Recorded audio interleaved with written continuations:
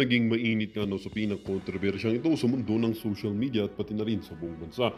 Isang malaking pagbabago sa politika ang nagbabadyag mangyari habang lumalakas ang mga ulat na si Vice President Sara Duterte ay handa nang umupo bilang susunod na Pangulo ng ating Pilipinas o ng ating bansa. Ito ay kasunod ng sunod-sunod na kontrobersya at aligasyon laban kay Pangulong Kuting ng Norte Jr. na nagre-resulta sa pagbaba ng kanyang kredibilidad at suporta mula sa publiko. Ayon sa mga mapagkakatiwalaang sources, si VP Sara ay nagtatakdang mag-take over o nakatakdang mag-take over matapos umanong makuha ang suporta ng ilang miyembro ng Kongreso at ng publiko. Ang nasabing transisyon ay nagdulot ng matinding kaba sa kampo ni na House Speaker Martin Tambaluslos Romualdez at ng unang ginang na si Lizata Nasmags na di umano'y inuugnay sa ilang kontrobersyal na isyu kabilang na ang anomalya sa paggamit ng pondo ng bayan.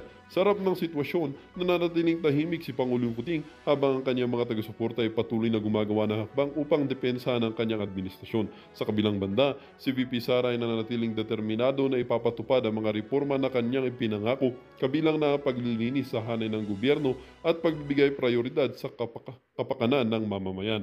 Ang galaw na ito ay tila nagdudulot ng bagong pag-asa para sa ilan, ngunit para sa iba, ito ay nagdadala ng mas maraming tanong tungkol sa magiging direksyon ng bansa sa ilalim ng posibleng bagong pamunuan. Habang patuloy ang tensyon sa pagitan ng mga pangunahing lider, malinaw na ang politika ng bansa ay nasa isang kritikal na yugto. Ang tanong ng bayan, magiging sumula ba ito ng mas maayos na pamahalaan o panibagong kabanata ng intriga at alitan sa politika? Well, para nga sa kabuang detalye, panoorin na lamang natin ang buong video at kung hindi ka pa naman nakapag-subscribe sa ating channel ay mag-subscribe ka na para lagi kang maging updated sa ating mga bagong videos na ina-upload araw-araw. Huwag din mong kakalimutang mag-iwan ng like at i-share ang ating mga videos.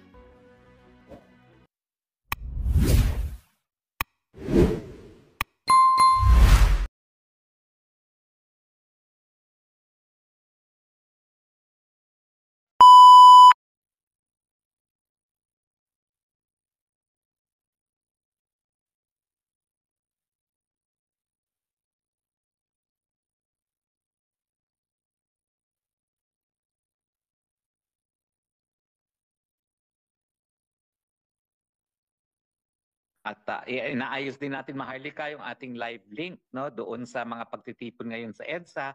At hindi po umuwi ang ilang mga kababayan natin dyan sa EDSA. No? Ang balita ko, hindi po bababa sa 200 ang natulog dyan sa EDSA. No? At ayaw nang umalis hanggang hindi raw nasisipa sa posisyon ang bangag na lidraton. Maraming salamat po sa mga natulog dyan. Pero tayo po ngayon, no, dahil alam natin marami rin nagtatrabaho, ang panawagan natin ngayon, araw-araw tayo mula alas 4 ng hapon hanggang walang hangganan, no? Kung kakayanin, dyan po tayo magtipon-tipon sa EDSA. At kung gusto niyo naman matulog po dyan sa EDSA, hindi po namin kayo pipigilan, no? At sa abot na ating makakaya, susubukan natin kayong dalhan dyan ng agahan at ng hapunan. Pero yun nga lang po, no, pasensya na, no, dahil ang ating mga pondo po, hindi natin kinurakot sa gobyerno, hindi po yung galing sa ayuda. Yan po ay bigay din, karamihan po ay bigay ng ating mga OFWs. Di ba, Maharlika, no? Ikwento mo naman na yung nakakatabang puso na napakadami nating mga followers sa mga OFWs na sila talaga ngayon ang nagpapadala ng donasyon para sa pagkain ng tubig.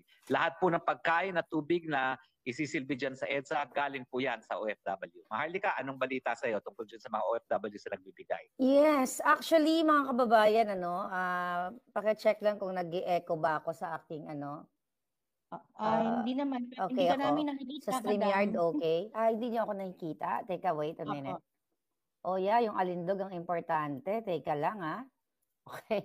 We want the alindog of Maharlika. Ayan! Diyos ko, kanina pa pala ako hindi nakikita. Ay, nako mga palangga. So, going back dito sa tanong ni Spokes Harry, no?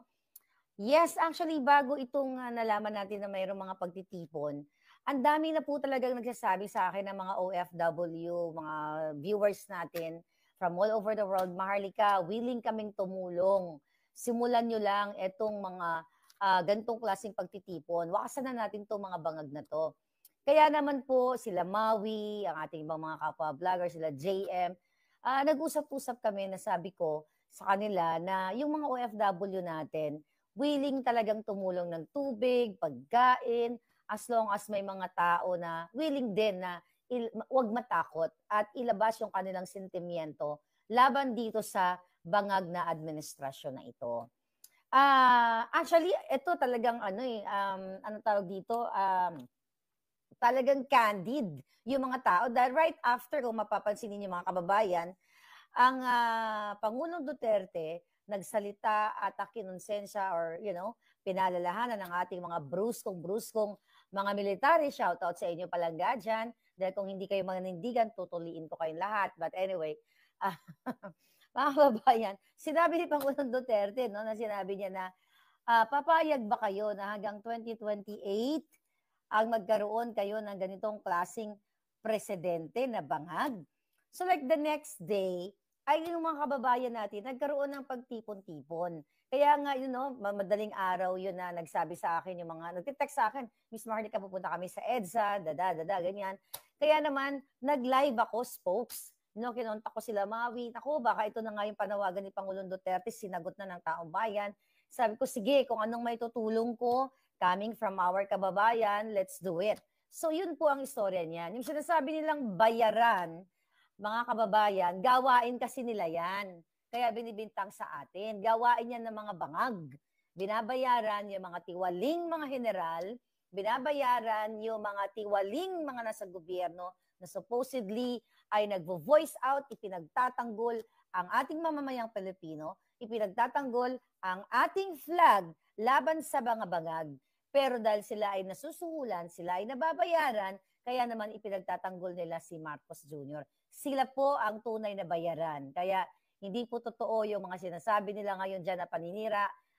Tandaan ninyo, mahilig yan sila sa tanim kaso, tanim bala, lahat ng tanim. Kaya lahat yan, farmers siya mga yan. Farmers, yung mga tao ni Bangag. So tanim lahat yan. Tanim droga, name it. So kami po dito, tayong mga palangga na OFW, alam nyo naman yan, sincere yung ating laban. And we are willing to help. Actually, spokes, samantalahin ko na yung pagkakataon. Ito kasi idea ng mga participants kanina sa vlog ko na meron daw kasing mga kababayan natin na willing pumunta sa EDSA. Like yung mga nasa Karatig Puok. The problem ay wala silang pamasahe.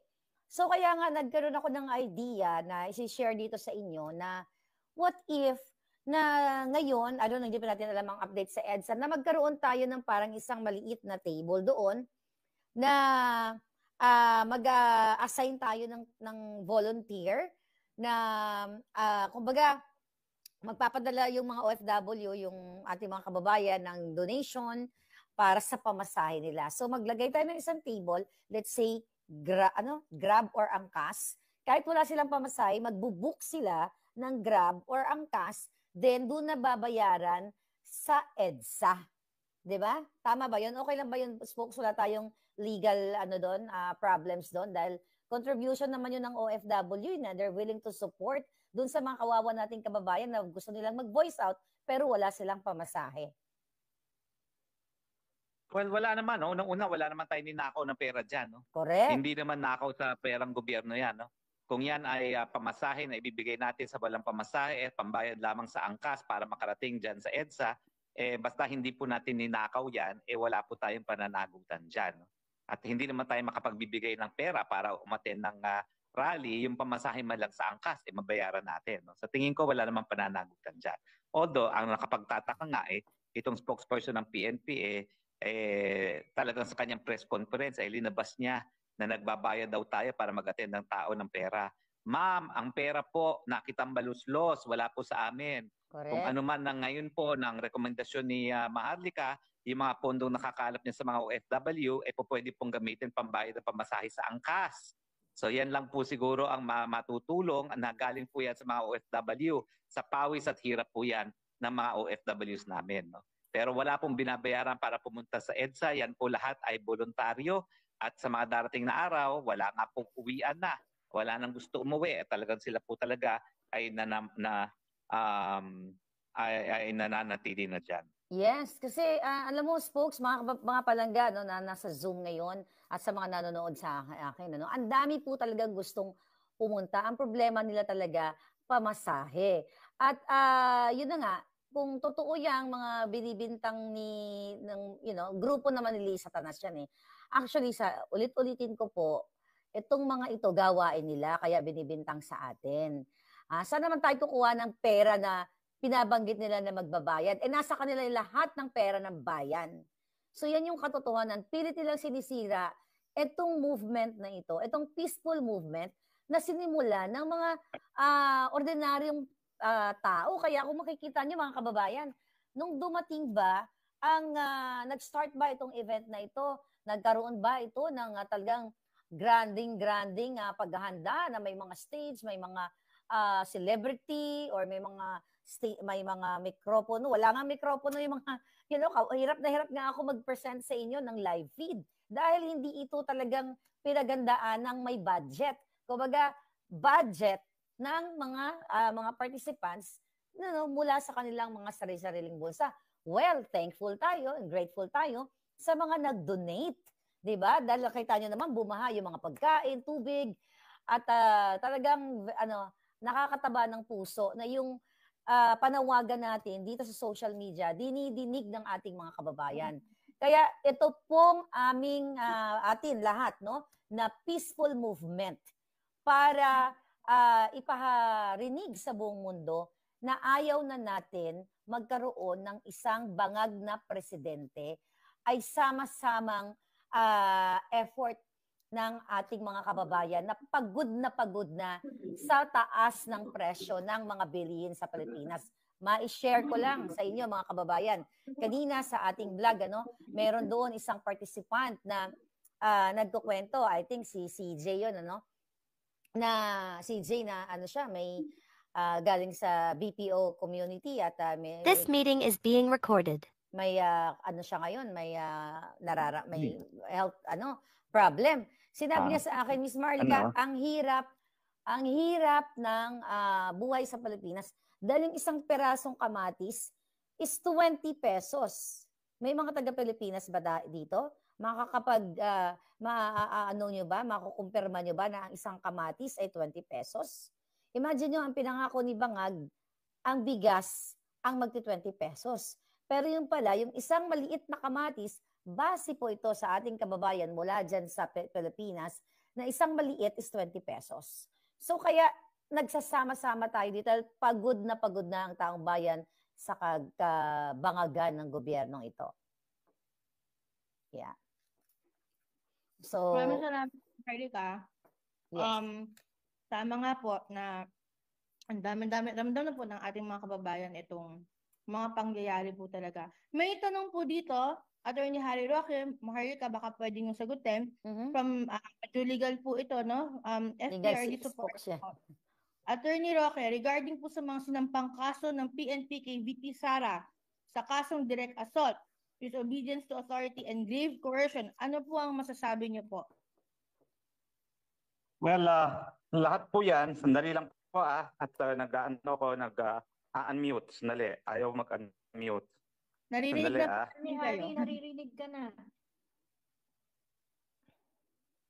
Yes, kaya naman. Una, sino po ang direct assault? Ang nakita po natin, ang talagang linapastangan, si BP Sara, ng mga pulis. Kasi yung mga pulis ang dapat nating kasuhan, hindi si BP Sara. Nandiyan naman po ang mga live footages ng mga pangyayari na nakita natin na ang nagduro-duro talaga ay ang mga pulis laban kay Inday Sara. So sino po ang sinapak ni Inday Sara? Yan po ang kaso na direct assault. Tapos yung kaso nga niya na sinasabi nila nagbanta na buhay ng presidente, impossible crime po yun. Dahil ang sabi niya, pag ako pinatay nila, may kinausap din ako na para patayin sila. So impossible crime po yun dahil mangyayari lang yan kapag napatay na nila si BP Sara. Pero ang malinaw, lahat po ng panggigipit ay ginagawa na kay BP Sara.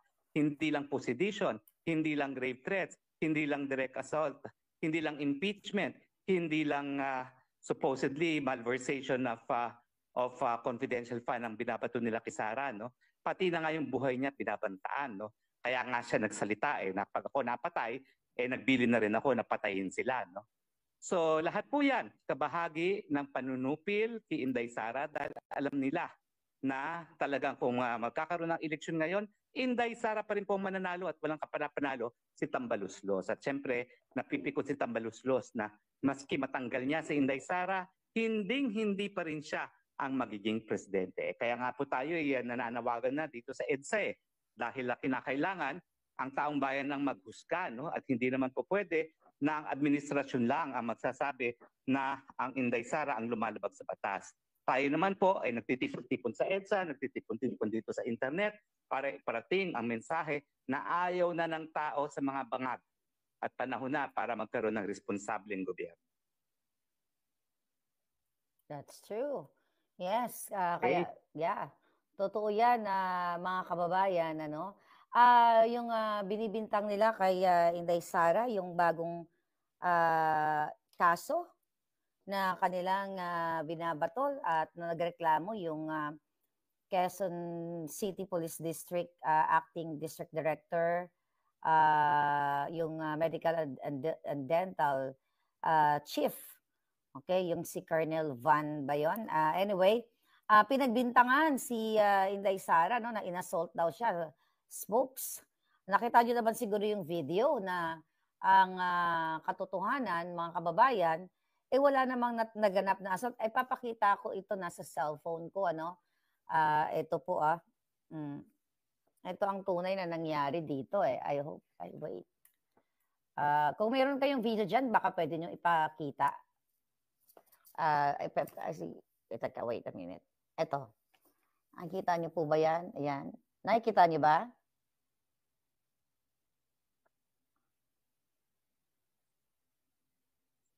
Yan, si Inday actually, ayan, nakita niyo yung police, di ba? Oh, sasaraduhan niya.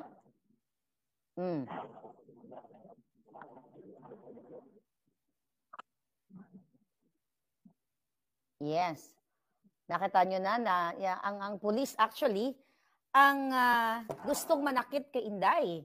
Dahil hindi pa nakakapasok si Attorney Zulaika doon sa ambulance na yon, gusto niya ng pagsaraduhan ng pintuan. So talagang magaling mambaliktad ito.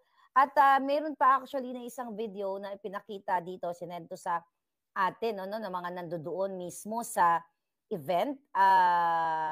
Yung sinasabi na in-assault ay hanapin ko lang po, mga kababayan. At tignan natin kung mukhang pare-pareho yung sinend sa atin. But anyway, sana may mahanap tayo dyan, yung ating moderator. Baka pwede natin i-play dito at ipakita para mas maganda yung video. Wala pong pang-assault na naganap doon sa veterans na yon, kung saan talagang itong mga pulis na to ay sunod-sunuran ng utos sa kanila ni Bangag Jr., ni Lisa Tanas, na etong si Attorney Zulaika ay harasin nila. At napag-alaman natin, I don't know kung narinig ng ating mga kababayan, na ang plano pala talaga nung gabing yun from St. Luke's, mga palangga, ay ibabalik, di ba? Ang sabi from St. Luke's to veterans, hindi na nila ibabalik sa veterans, ididiretso nila sa correctional. I don't know, Spokes Sari, kung nabalitaan mo yung ganitong mga information? Oo, narinig ko yan. Kaya nga, alam mo, nangyari nun, nagsaklolo si BP Sara madaling araw, no? Alas 12 na madaling araw, no? At ang sabi nga niya, saklolo, kukunin talaga itong si Attorney Lopez at dadalhin sa correctional, no? At doon una talaga nagkaroon ng standoff. At matapos na dahil nga after 3 hours ay pinayagan nilang pumasok ang ambulansya, dinala na sa ospital. Ang bilin ni Inday Sara at ang bilin ng doktor ni Attorney Lopez at ng pamilya ni Attorney Lopez dapat dalhin nga sa St. Luke's, no? Pero dinala sila sa veterans. Kaya nga nagkaroon na naman ng gulo doon at doon dinuro-duro si Inday Sara ng mga pulis na yan, no? Dapat malaman natin ng pulis na yan, dapat ang taong bayan na magsampa ng kaso dahil hindi naman po pwede na babastusin mo ng gano'n ng pangalawang pinakamataas na opisyalis ng bayan, no? Bakit? Kung si Marcos Jr. ba, ginanong-ganon natin, tayo ba'y makakalaya? Hindi, kulong na tayo, no? kapag ginanong-ganon natin si Marcos Jr. Pero bakit kapag Inday Sarang ginanon-ganon, nakalaya pa rin, baka ma-promote pa yung pulis na yan. No? Yeah. So ang sa akin, kung meron tayong mga pamamaraan, yung na-capture natin sa video, sa Veterans sa Memorial Hospital, doon ang duro-duro kay Vice President Sara, dapat malaman natin ang kanyang identity nang siya ang dapat na kasuhan natin ng direct assault.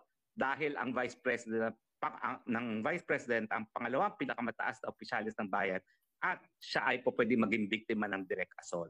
So hindi naman ata po pwede na yung BP pa ang magdi-direct assault samantalang ang talagang dinuro-duro ay ang BP mismo. That's correct, yeah.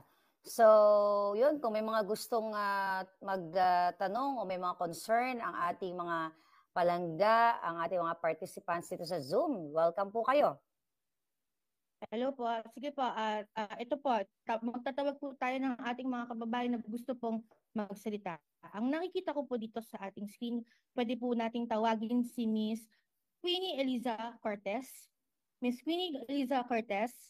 Hello po, you have the floor. Hello ma'am, Bebbles. Hello po sa lahat ng kababayan natin na nandito ngayon sa Zoom. Gusto ko lang din pong i-acknowledge muna si Atty. Harry Roque at Ma'am Harlika. I'm a fan kasi unang-una sa lahat, kung hindi din po kayo tumitindig, katulad po ng ginagawa natin ngayon is hindi po namin alam if sino pa yung magiging kakampi natin, kami pong mga Pilipino. By the way po, I'm also a law student katulad po ni Ma'am Pebbles, and on our ends po, ang ginagawa po namin now is nagdi-disseminate po kami ng information through TikTok Live. So, ang ginagawa po namin is sinishare po din namin ang mga natututunan po namin sa eskwelahan sa ating mga kapwa Pilipino, lalo na po yung mga informasyon tulad po ng mga bagay na ayon po sa ating saligang batas at mga batas, mga karapatang pantao. Alam naman po natin, no, Mama Harlika, Attorney Harry, na hindi din po lahat ng ating mga kababayan ay maalam po pagdating po sa batas. And ako po, naniniwala ako, knowledge is power. The little knowledge that the people know is magagamit po sa kanila para po maloko ng mga politician. And now po nakikita naman po namin, no, during our live sessions, nakita naman po namin na nagiging open-minded po yung mga kapwa natin Pilipino at nagdidemand na din po sila ng public accountability dahil po on our ends, hindi din po tayo papayag na gagamitin pong political punching bag itong ating Vice President, wherein in fact alam naman po natin na ang dami pong problema na dapat pong kaharapin ng ating bansa ngayon. Hindi po ata magandang tignan na ang ating Vice Presidente ay siyang lahat sumasalo sa kabalustugan at sorry po sa word, kabalastugan ang ginagawa nila, pambababoy nila sa saligang batas at pambababoy nila sa mga Pilipino sa paggamit nila ng kabanang bayan para sa kanilang sariling interes. Dahil po, ito pong mga Pilipino at ang ating saligang batas, sharing pong nagbibigay ng kapangyarihan sa kanila. So, hindi rin po kami umaayon doon, kaya tinatry po namin yung best namin para tumindig po, para po sa pinaglalaban natin ngayon. And also, nakita din kasi namin, Attorney and Ma'am Harlika, na ginagamit din po kasi nila yung kabilang partido. Kaya po sa live namin, ang ginagawa namin, sino-open po namin yung discussion sa ibang partido para marinig din nila yung insights na hindi lang po tayo one-sided dito. Dahil po yung problema po ng ang sitwasyon po natin ngayon at ang problema ng bansa ngayon is we're at war with more so with the government. So, ang kaya lang po natin gawin ngayon is maging boses po ng mga Pilipino na hindi po kayang magsalita at hindi rin po kayang makapunta sa mga pagtitipon na nagaganap ngayon. So, ang ginagawa po namin, sino-open po namin yung discussion also sa mga ibang partido para din po marinig po natin yung sentimento nila at para mabigyan din po namin sila ng insights kung bakit po tayo lumalaban. Kasi syempre po, ang nasa pananaw po nila, ginagamit po kasi sila ng kabilang partido para i-terrorize din tayo. So, nagkakaroon na po ng kampihan. And ang pinaka-least thing na pwede po natin gawin is bigyan din po natin sila ng informasyon bakit po natin pinaglalaban natin ngayon. And kung ang paninindigan po or kung ang sinasabi po noon ng mga kakamping or mga nakaayon kay VP Lenny is titindig sila para sa kanilang pinaglalaban, na tayo naman po ang ating pananaw ngayon is papalag kami sa ginagawa nyo sa aming bansa dahil hindi na po makatarungan yung pambababoy nyo sa kaban ng taong bayan sa saligang batas, sa karapatang pantao at sa karapatang Pampilipino. Dahil unang-una po sa lahat, kung kaya niyong gawin to sa ikalawang pinakamataas na opisyalis ng ating bansa, mas kakayanin niyo din itong gawin sa mga ordinaryong Pilipinong katulad namin. Kung high as VP Sara, you can persecute like that, more so kami as ordinary Filipino people. Mas kaya niyo po kaming iligpit, iset aside, ineglect ng madalian. So ako po ini-encourage ko po lahat ng tao dito sa Zoom at mga nanonood po ngayon sa live na wag po kayong magsawa na mag-disseminate po ng proper information, especially po yung karapatan natin ngayon na kanilang tinatapak-tapakan. Dahil po I believe knowledge is power. So as long na meron tayong alam, meron tayong alam kung ano po yung nangyayari at open-minded po tayo, is mas malawak po yung interest nating magtanong at tanungin sila at mag-demand po ng accountability on their ends po. Yun na po, Ma'am Hardika and Attorney Harry. Meron din po kasi akong pasok, kaya tinig ko na po yung opportunity na makapagsalita din po sa inyong platform. At alam ko rin po kasi marami pong nanonood at nakikinig sa inyo. So, yun na po, encourage ko po kayo, wag po kayo mapagod na magsalita at pumalag sa kanilang ginagawa. Kasi tumitindi po sa ano po yun sa kapo po ni VP Lenny yun. Yun po yung kanilang mantra Tayo po, wag po kayong tumigil, pumalag sa ginagawa nilang pang-aapi sa ating unang-una sa ating Vice Presidente at kanilang pagtapak sa karapatang pantao at sa ating saligang batas na siya rin naman nagbigay sa kanila ng kapangyarihan. Salamat po, Ma'am Hardika at Attorney Harry Roque. At sa inyo rin po mga Pilipino. May I react din po, no? Katulad din po ni Ma'am Cortez. So thank you po, Ma'am. Fellow law student po. Napakahirap po mag-aral ng batas ngayon, lalo nang nakikita mo na hindi na tama yung proseso. Parang talagang kitang-kita mo Sabihin natin law students pa lang kami, pero kitang-kita mo na hindi na talaga siya naaayon, hindi na rin talaga hindi na talaga saan ka naman nakakita po na this oras ng gabi, ililipat ka sa correctional, 'di ba? Ni hindi ka pa akusado, ni hindi ka pa sinampahan. Yun yung nangyari kay attorney. Kasi ang nakakabahala dito is maaaring mangyari to sa isa't sa atin. Kasi i-reference na nila yan 'di ba? Sasabihin na nila, kunyari, ulihin natin si Teresita Olaita kung nandito siya sa Pilipinas. Dahil nagawa nila sa iba yan, gagawin nila yan kung sino man ang mangwestiyon sa kanila, kung sino man kasi kung ganun sila, ganun na yung authority natin, ganun na yung mga ating mga kababayan na yung mga otoridad natin, ganun sila mag-act. Di wala na silang sinusunod na proseso. Wala na sila din sinusunod na saligang batas. Meron po tayong Bill of Rights. Meron tayong Constitution. Yun po yung nakakatakot doon. Dahil susuwayin na nila yan. So, Attorney Harry Roque, baka meron po kayong reaction tungkol dito? Well, talaga pong importante na yung mga nag-aaral ng batas at yung mga sinumpaan na ang katungkulan na talagang sila ay magiging opisyalis na ating hukuman, tayo po talaga magbigay alam kung anong karapatan ng taong bayan. Ang mga nangyayari po ngayon, lantaran po ang karapatang paglabag ng karapatang pantao. Meron po tayong karapatan na magkaroon ng malayang pananalita. Meron po tayong karapatan na magkaroon ng na magtipon-tipon na mapayapa para ilabas ang hinaing sa gobyerno. At syempre, meron po tayong karapatan bilang soberanyang people na bilang mga soberanyang taong bayan na magdesisyon kung tayo po ay magsisisanti na ng mga pinakamatataas na leader natin dito sa bayan natin na nagawa na natin ng 2 beses na sa ating kasaysayan. Maraming salamat po. Sige, magtawag po tayo ng ating mga kababayan po. So siguro ang next po natin tatawag, maraming salamat, Ms. Queenie. Sana makasama ka pa namin kasi kailangan din namin ng mga speakers din po on the legal side po later on. Miss Kat, kukunin ko rin po yung number mo. Si Miss Caterina Verona po. Ma'am, pwede na po kayong mag-react. You have 2 minutes po. Thank you. Hello, good afternoon po. Hello po kay Maharlika and then sa Attorney Harry Roque. So, minsan na kami nakapag-usap at lagi magkasama ni Harry Roque together with Ma'am Sandra Kang.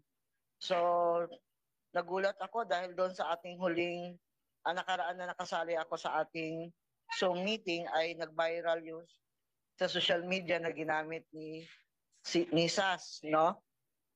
Ako yung ginamit ni SAS na kumakalat ngayon na nagsasabi. Tapos meron akong nabasa ko lang ito sa mga sa mga group chat. So hindi ko lang alam kung tama. Correct me.